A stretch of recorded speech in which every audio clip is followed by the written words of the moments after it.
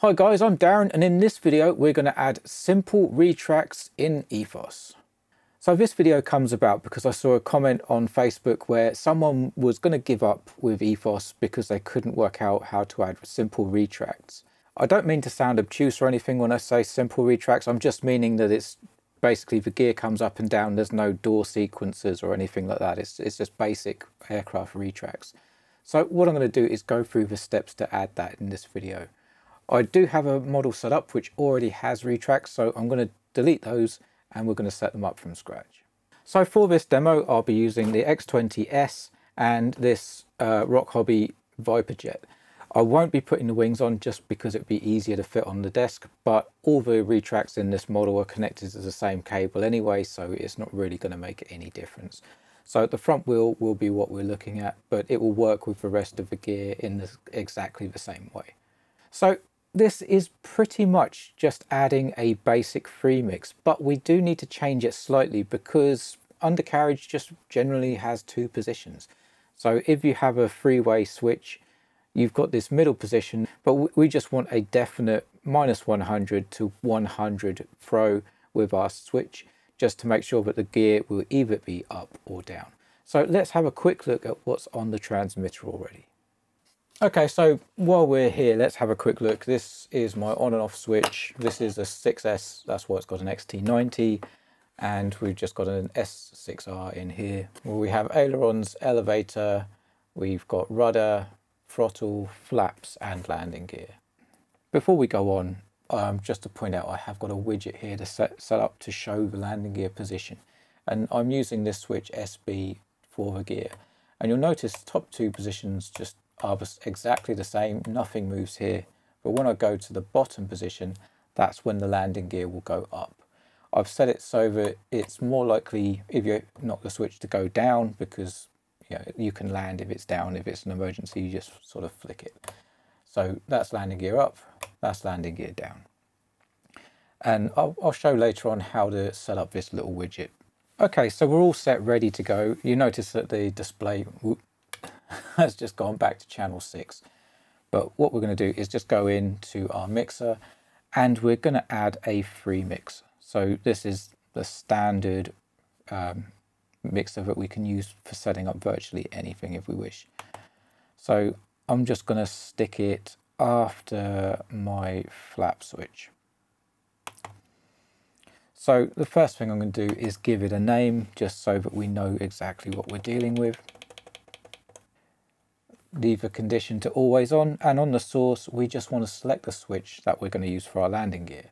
So in this case it's my SB switch. Now a lot of people, you might just leave it there, but as I mentioned, we have this middle position that we don't really want. So what I'm going to do is just add a curve. So I'm going to create a new curve. Again, I'm going to call this gear, and the type will be a custom curve. It will be a 3-point curve, and I think we can get away with standard. So yeah, the bottom we're going to set to -100. The middle position we're also going to set to -100, and the top position we're going to set to 100.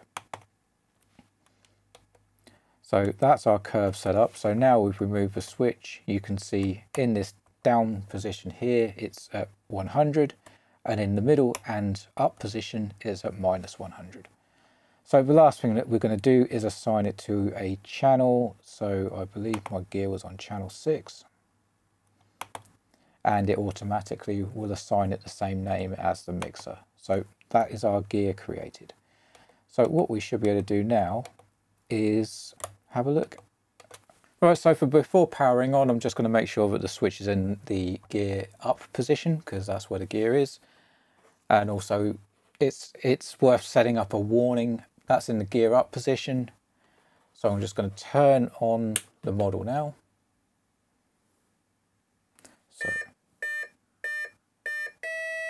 So there's our EDF starting up, and you can hear the elevator working. So all I'm going to do is put it in the middle position, and you'll see that the landing gear has fully extended. If I go to the top position, it doesn't do anything. So those two positions are exactly the same. The gear is down, we can land safely. And if we go to the down position, the gear retracts. So that's how to set it up. Of course, you can add sounds to that. So what I'll do, I'll just turn the plane off for a sec. If you want to have notifications on your switch, you can assign sounds to it. So we go in special functions. I believe I already had yeah, my sound is off. So it didn't work because my sound was off. But if we look here at SF5, I've created a special function to play a track when the switch is in the down position, and that will be the gear up sound. And S4 is when it's not in the down position, and that is the gear down sound. So the sounds aren't playing, so it sounds like it can't find the files. So let's have a quick look. We'll edit this. Yeah, it can't find the file. Landing gear up. There we go. I renamed this sound file. So we can pop back out of that. I'll change the other one as well to have the correct sound file for gear down. Landing gear down. Landing gear up.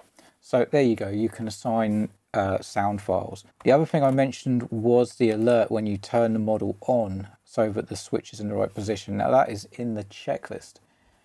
So if we go to switches, and what we're going to do is go to where the SB is, and we're just going to put the switch in the correct position. So what we can do then is back out of that, and when you turn the radio on, it will make sure that that switch is in that position so that the landing gear is up. So the last thing is this indicator here. Now this is just a widget. So by default we have the big one on the left and the three small ones on the right. So all you do is just click on it and you can choose configure widget. You can also get to it through the page menu in here. So on screen 1, we just go down to the last one and click configure widget. And this is set to widget type channels. I've chosen 2 channels. And then I've chosen the channels that I want to check. So I have the flaps and the gear. And that's all there is to it. So if I move the switch, that is just the output to the radio channel. And the same with my flaps. If I put those in different positions, it outputs those too. So there you go, guys. I hope you found this video useful. And if you did have this question, I hope I've answered it for you. So thank you very much for watching, guys. See you on the next one. Fly models like you stole them.